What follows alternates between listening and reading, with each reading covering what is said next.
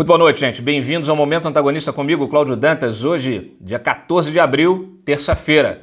Olha, o Momento Antagonista não vai acabar. Ele permanece às terças e quintas, mas nós teremos, enquanto durar a pandemia, um programa específico chamado Gabinete de Crise. Começou ontem e vai ser transmitido às segundas, quartas e sextas. Um programa ao vivo, com mais interação, com mais recursos de mídia, audiovisual, entrevistas, tudo para a gente se aprofundar em determinados temas que envolvem toda essa crise sanitária, que também é uma crise econômica e também uma crise política. Então, a ideia é usar esse programa para que nós possamos nos informar ainda melhor. E nas terças e quintas eu continuo com o meu monólogo aqui no Momento Antagonista com as principais notícias do dia. Bem, começamos aqui com o balanço atualizado das vítimas da Covid-19, segundo o próprio Ministério da Saúde, 25.262 casos, com 1.532 mortes registradas. Na tabela por estado, São Paulo ainda lidera com números absolutos, depois Rio de Janeiro, Ceará, Amazonas, Pernambuco.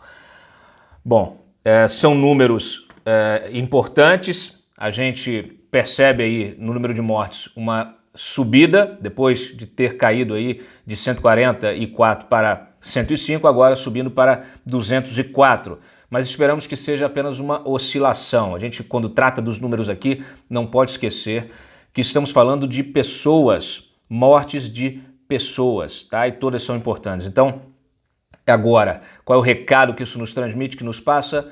A possibilidade de termos aí realmente uma curva achatada, uma curva estabilizada. Aliás, o ministro Mandetta, ainda ministro da Saúde, comentou justamente isso na sua coletiva de hoje, reafirmando a importância do isolamento, desse distanciamento social, um regime ainda mais flexibilizado. Não é um lockdown, não é uma quarentena, mas é um sistema aí, um regime de isolamento, distanciamento social, que inclusive saiu um número em relação a São Paulo, caiu aí de 70% para 50%, então algumas autoridades já estão preocupadas, tentando aí, fazendo um apelo para que volte ao número anterior, que é um número mais seguro. O Mandetta registrou que o que nós estamos vendo agora é uma fotografia daquilo que aconteceu há 15 dias, há 14 dias, há 2 semanas. Então, registro da consequência justamente desse sistema aí de quarentena. Nós sabemos de todos os impactos econômicos, estamos acompanhando para e passo isso, aprofundando, destacando, cobrando. O Congresso continua fazendo a farra de governadores e prefeitos, aprovou o plano Mansueto, descaracterizou o plano Mansueto, aprovou aí uma farra para prefeitos e governadores que vão poder gastar à vontade, receber uma receita de ICMS, de ISS que nem existe, e a gente sabe para onde vai esse dinheiro, né? Por isso é tão importante a fiscalização de vocês. Eu tenho mencionado no Twitter, nas redes sociais, acabei de publicar inclusive aqui uma nota importante, uma matéria importante envolvendo um contrato de compra de testes de Covid-19, testes rápidos, aqui do governo do Distrito Federal, governo ibanês, que pagou mais de 20 milhões para uma empresa que não é do ramo da medicina. A empresa se chama Seletiva Alimentos, tá? Estou aqui pegando para vocês. Olha, a empresa se chama Seletiva Brasil Comércio de Alimentos. Uma empresa que não tem nada a ver com medicina, com equipamentos médicos, nada disso. Essa empresa está registrada no nome de um advogado chamado Luiz Gustavo Silva Barra, que vem a ser presidente do Sindicato de Empresas de Segurança Privada do Distrito Federal, que também não tem nenhuma relação com a área de saúde. E aí o que acontece? Eu pesquisei um pouquinho e descobri que o Luiz Gustavo vem a ser sócio de 2 deputados distritais, deputados da base de apoio do governo ibanês. 20 milhões de reais pagos para essa empresa, sem licitação, contrato emergencial, para uma empresa que tem como sócio, como dono da empresa, o sócio de outros 2 deputados em outras 2 empresas. Coloquei aqui uma empresa de vigilância chamada Monitore Vigilância, deputado distrital Robério Negreiros, Piada pronta. E da Bela Via Incorporações e Construções, também deputado distrital Eduardo Pedrosa. Ministério Público precisa atuar. O nosso papel como imprensa é denunciar, trazer à tona, mas o Ministério Público precisa atuar, precisa abrir uma investigação. Outros parlamentares precisam denunciar esse tipo de coisa, porque não é possível. Não é possível. O que é isso? É um mensalão disfarçado? Está comprando apoio da base? O que é isso? O governo ibanês tem muito o que explicar. Aliás, a Justiça hoje também suspendeu um contrato denunciado por mim, aqui também no Antagonista, de mais de 200 milhões, né? Um contrato aqui de 200, quase 300, 276 milhões do Banco de Brasília, que é o BRB, com a Confederação Nacional do Comércio. Eles resolveram mudar a sede do Banco de Brasília, do BRB, para 2 torres da CNC, firmaram um contrato de 10 anos ao valor de 276 milhões de reais, também sem licitação. Aí o juiz Hansen Fialho de Almeida, da terceira vara da Fazenda Pública, suspendeu o contrato e pediu explicações ao BRB. Então, muito importante, muito bom que esse exemplo se reproduza em todo o país. É muita denúncia, é muito rolo, é muito contrato. O dinheiro de vocês não está indo para a ponta para salvar pacientes, para comprar medicamentos, para comprar leitos, para salvar os médicos, né, e enfermeiros que estão aí realmente sofrendo também, estão na linha de frente sofrendo com essa doença. Então, não, o negócio vai para o bolso deles. Então, olha, não estou aqui falando que tem corrupção, não. Estou falando aqui de indícios que precisam ser apurados. O nosso papel é o de trazer a informação e do Ministério Público ir atrás, tá? Olha, nós questionamos o Ministério porque muita gente é uma das principais dúvidas, né? Afinal, cloroquina funciona, não funciona? A gente tem registro, não tem? A gente já falou aqui de vários registros de testes que estão sendo feitos, estudos estão sendo feitos, inclusive pela rede privada, no Albert Einstein, na Prevent Senior, protocolos inclusive de aplicação precoce dessa medicação para quem apresenta os primeiros sintomas. Mas a ideia é saber o seguinte, e no SUS? E nos hospitais universitários, quer dizer, toda na rede pública, como que está a aplicação do protocolo, quais são os protocolos aplicados? Nós temos o registro de quantas pessoas se curaram com esses protocolos. Estamos falando aqui tanto do coquetel da hidroxicloroquina com a azitromicina, como também do coquetel Tamiflu com a azitromicina. Tem inclusive uma mulher de um amigo meu, e esse amigo também, que foram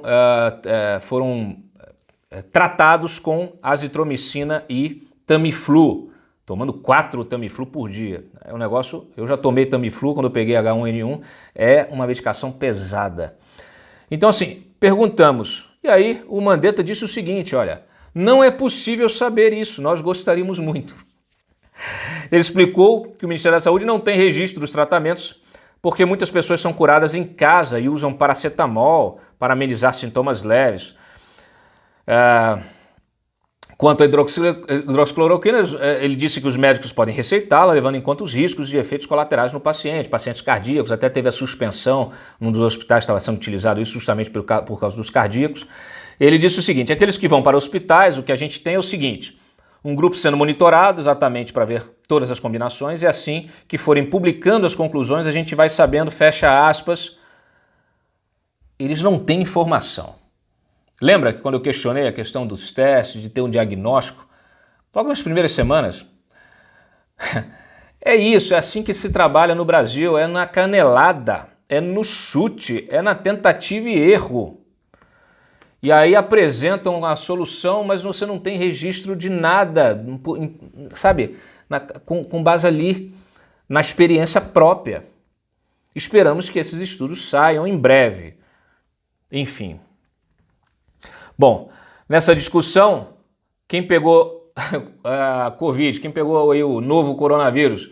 O Witzel e o Helder Barbalho. Inclusive comprou cloroquina para distribuir na rede pública na semana passada. Estão os dois Os dois anunciaram que estão infectados e que estão lá em quarentena. Então pega todo mundo. A Covid é aquela osso duro de roer, pega um, pega geral, também vai pegar você, tá? Então assim, não desejo isso para ninguém, mas infelizmente é isso que está acontecendo e estamos aí registrando, né? Bom, o Ministério da Saúde disse que 55% dos infectados por coronavírus se recuperaram. O que significa esse número? Número expressado aqui pelo João Gabardo, número 2 lá. Eu não sei o que significa. Significa que 45% morreram? Desses pacientes morreram? Olha, aliás, é o seguinte, tem muita confusão nesses números. Eu já não estou acreditando mais se é menos, se é mais. Além das subnotificações, tem problemas de registro. Tem tabelas que precisam ser explicadas. Tem tabela que mostra uma curva descendente no número de óbitos e outra com uma curva ascendente, como esses números que eu acabei de dizer. Nós estamos questionando tudo, é preciso ter organização, é preciso ter clareza, é preciso ter transparência, é preciso ter até um certo didatismo para expor essas informações, porque são informações fundamentais, né? Fundamentais para que nós possamos, enfim, esclarecer a população de fato sobre o que está acontecendo, ou pelo menos ter uma vaga ideia do que está acontecendo. Bom, a Comissão Europeia hoje já começaram a organizar aqui o pós-quarentena, pós-pandemia. Então a Comissão Europeia elaborou um plano que estabelece 3 critérios para o relaxamento das medidas de confinamento. Se houve redução significativa de casos por um período estável, se há capacidade suficiente de assistência à saúde, especialmente UTIs, se há capacidade de fazer testes em larga escala. Então esses são os critérios que estão sendo aplicados por lá. O Trump também anunciou hoje que está prestes a finalizar um plano para a reabertura dos Estados Unidos, tá? Então aí ele disse que falará com todos os 50 governadores americanos para que esse plano federal seja implementado de uma forma conjunta em alinhamento. Tudo que acontece aqui, né? Aliás, a Índia, né, tá fazendo isso, tá em lockdown e usando hidroxicloroquina. Mas uma coisa independente da outra. Até os agentes públicos, policiais e tal, estão usando ali quase preventiva a hidroxicloroquina, mas o país está em lockdown. E o primeiro-ministro anunciou hoje a extensão desse lockdown até o início de maio. Para que vocês tenham ideia de um país que é menor do que o Brasil, que tem 1 bilhão e 300 milhões de habitantes. Aliás, que os estados, cada um fala de um jeito. Parece que são vários países dentro de um país só, mas eles estão atuando de uma forma conjunta. Enfim. E falando de Trump, ele anunciou a suspensão, como ele havia falado, que ameaçou e confirmou a suspensão dos repasses dos Estados Unidos à OMS, é o principal financiador. Por quê? Porque há uma visão, um entendimento um entendimento, né, por parte das autoridades americanas em relação à maneira como a OMS conduziu todo esse processo, com informações equivocadas, defasadas, e nós estamos preparando já há alguns dias. Amanhã vocês vão receber, os assinantes do A Mais em primeira mão, o nosso vídeo sobre os erros médicos da OMS. Espero que vocês aproveitem. Aqui é jornalismo, não tem esse negócio de pagar pedágio ideológico nem passar pano político, não. Tá? O que é importante a gente destaca, o que é crítica a gente expõe e as iniciativas boas a gente também registra. Tá? Esse é o papel de uma imprensa realmente independente. Dito isso, seguimos adiante. Na nossa seara política, no nosso Congresso, a situação continua também indo de mal a pior, né? O Alcolumbre hoje, questionado em relação ao uso do fundão, né? As críticas ao não uso do fundão eleitoral ou do fundo partidário para o combate à pandemia, ele disse o seguinte, que é uma hipocrisia de quem critica. Como presidente do Senado e chefe do poder, eu vou me manter na linha em respeito às instituições. Eu me comprometi nesta função importante que exerço a defender a democracia, as instituições dos brasileiros. Sei o tamanho da minha responsabilidade. Para ele, defender o fundão para o Covid é demagogia. Eu vou continuar trabalhando para defender a democracia, ato falho aqui, quase que ele embarcou. Vou respeitar aqueles que defendem a demagogia. Olha, realmente é um demagogo falando em demagogia, é um especialista, né? Então não há o que dizer. A única coisa é que ele está acusando os outros daquilo que ele mesmo faz. E notícia boa, tivemos aqui um ex-combatente da FEB, da Força Expedicionária Brasileira, o segundo-tenente Hermando Pivetta, simplesmente o paciente mais idoso até hoje tratado que se curou da Covid. Nós registramos, tem vídeo, realmente um momento emocionante, tem foto, publicamos tudo no site, né? O Ministério da Defesa divulgou, a gente replicou aqui no site. Bom, registro também que até agora mais de 5,9 milhões de pessoas já receberam o Coronavac, ou seja, quase 6 milhões. Nos Estados Unidos o pessoal ainda está esperando ajuda, tá? Que mais eu digo para vocês? Bom, o Mandetta disse na coletiva que ele não, né, aquela história lá do Fantástico, aquela entrevista que ele deu, ele disse que não quer forçar a demissão, que não quis forçar a demissão, enfim, ficou calado, entrou mudo, saiu calado dentro da reunião com os outros ministros, com o presidente lá no Palácio Planalto, e disse na coletiva o seguinte: a gente sabe o tamanho da nossa responsabilidade, vai trabalhar, toda a equipe está trabalhando com toda a garra e intensidade, a gente continua trabalhando, então absolutamente não foi a intenção dele, quando questionado pela imprensa se estava forçando a barra para ser demitido. Olha, e na PGR está havendo realmente um princípio de revolta aí, porque o Augusto Aras quer que todas as ações relacionadas ao Covid do Ministério Público, propostas pelo Ministério Público em qualquer estado, município, passe por ele. Quer dizer, isso aí é um pouquinho, todo político do Brasil parece ter uma tendênciazinha ditador, né? Se der muito poder já quer colocar a mão em tudo. Isso não é possível, então menos Augusto Aras. E a gente termina com o Bolsonaro sancionando aqui o fim do voto de qualidade no CARF, abrindo mão de bilhões em receita. É lamentável. A gente se vê amanhã em mais um Momento Antagonista. Muito obrigado, curta e compartilhe. Tchau.